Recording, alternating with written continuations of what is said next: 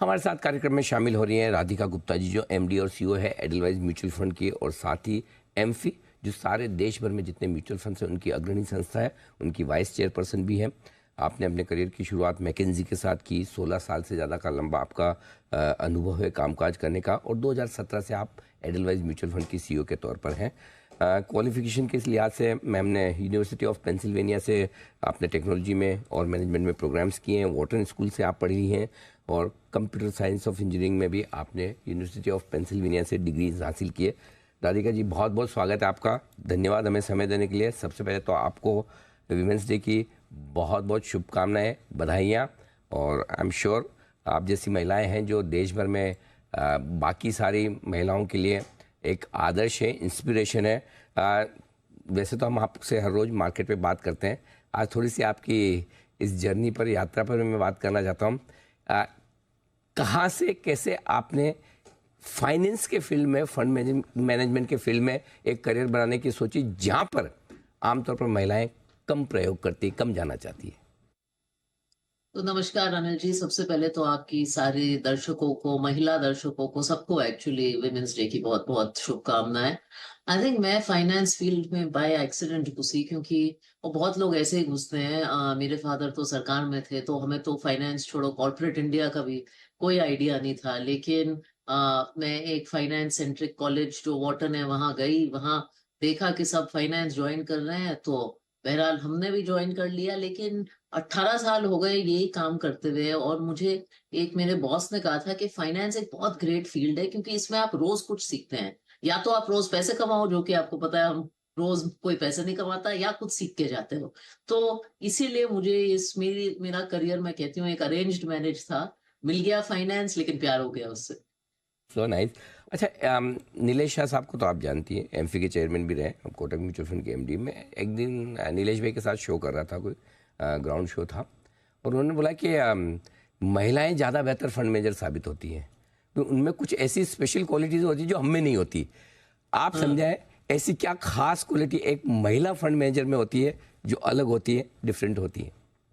Actually मुझे बड़ा surprising लगता है कि लोगों को लगता है कि विमेन कभी पैसे नहीं मैनेज कर सकती। तो आई एम ग्लैड आपने ये पूछा, क्योंकि अनिल जी, अगर आप देखें हिस्ट्री में, हमारी नानी दादियां घर की बहुत अच्छी सीएफओ रहती थी। जो भी थोड़ा सा खर्चे का एक्स्ट्रा पैसा उन्हें मिलता था, वो पहले पूरा घर संभालती थी, सबकी नीड्स पूरी करती थी, और फिर कुछ साइड में भी रख देती थी रेनी डे के लिए। तो आई थिंक एक महिला में ना एक सेविंग की कैपेसिटी है, एक गोल ओरिएंटेशन की कैपेसिटी है, क्योंकि गोल्स बहुत इंपॉर्टेंट है, और एक बैलेंस्ड रिस्क टेकिंग की कैपेसिटी है। Women are very emotionally smart, and finally market is about managing आपके इमोशंस को। आप कैसे, अब best fund managers I have seen are ones जिनमें ह्यूमिलिटी ज्यादा है, सीखने की नीड कांस्टेंट है, और अपने इमोशंस पे कंट्रोल है। ह्यूमिलिटी है कि गलती हो जाए तो उसे एक्सेप्ट कर लो। ये सारी क्वालिटी महिलाओं में भर भर के है, एंड आई थिंक कि वुमेन कोई भी फील्ड पकड़ ले, अच्छा ही काम करती है। इंटरेस्टिंग। अच्छा, एक चीज़ और जो है, क्या वाकई में आप ज़्यादा अच्छी तरह से मल्टीटास्किंग कर पाती, ये भी सही है? हाँ, मुझे तो लगता है सही है।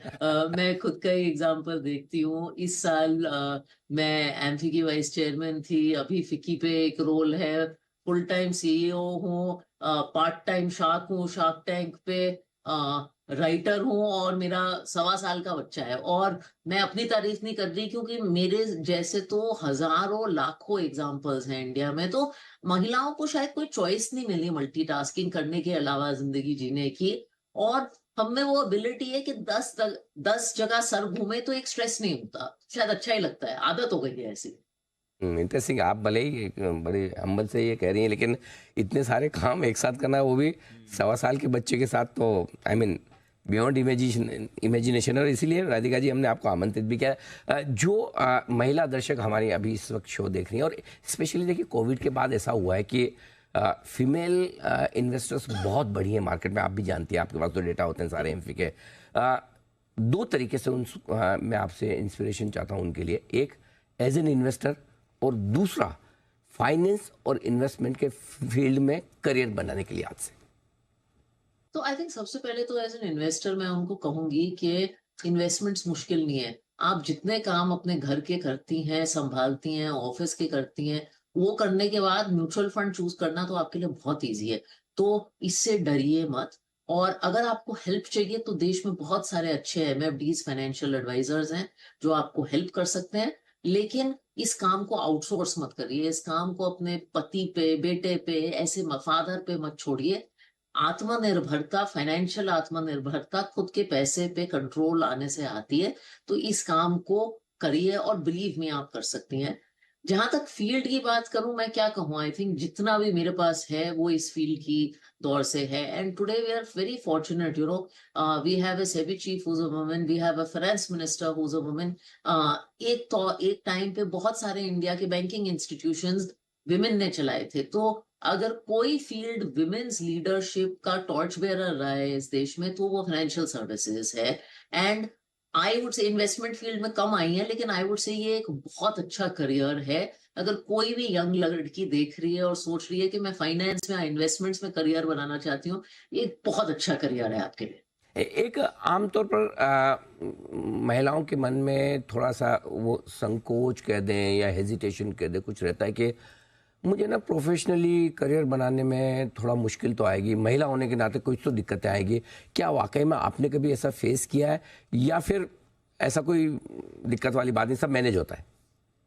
आई थिंक मिडल मिडल का आंसर है अनिल जी। ऐसी कोई भी औरत फाइनेंस में या किसी और फील्ड में जो अपनी फील्ड में राइज करी है ना टॉप तक, अगर आप कहेंगे कि उसकी जर्नी इजी रही है, तो वो तो नहीं रही, और मर्द से शायद थोड़ी सी ज्यादा मुश्किल रही है, ये रियलिटी है। लेकिन मुझे ये भी लगता है कि जिसको हम ग्लास सीलिंग कहते हैं ना आमतौर से, वो हमारे सर में ज्यादा होती है, दुनिया में कम होती है। तो अपने जेंडर को शायद ये एक्सेप्ट करो कि आपकी लाइफ थोड़ी सी ज्यादा मुश्किल होगी। लेकिन एक बात बताओ, महिला होने की आज फायदे भी बहुत हैं। One of my bosses always says कि आज जो ईएसजी, डाइवर्सिटी, विमेन्स डे, इतनी चीजों पे फोकस है, अगर आप एक टैलेंटेड महिला हो तो आपको एक्चुअली एडवांटेज है, लोग आपके साथ काम करना चाहते हैं। तो ये जो सर की ग्लास सीलिंग है, उसको निकालो। बहुत इंटरेस्टिंग बात आपने की। आई एम श्योर आपके जो ये शब्द हैं काफ़ी महिलाओं को आज इंस्पायर करेंगे, अच्छा इन्वेस्टर बनने के लिए, अच्छा प्रोफेशनल बनने के लिए, अच्छा बिजनेसमैन बनने के लिए। आज मैं आपसे मार्केट में बात नहीं करूंगा, उसके लिए मैं किसी और दिन आपसे अपॉइंटमेंट लूंगा। और आप मुझे बताएं, आज आपको थोड़ा कहीं और मीटिंग्स के लिए जाना भी है। राधिका जी, बहुत बहुत धन्यवाद आपका, इस बड़े दिन आपने समय दिया, और एक बार फिर से आपको बहुत बहुत बधाई और शुभकामनाएं भी। Thank you. आइए, एक छोटे से ब्रेक का वक्त है।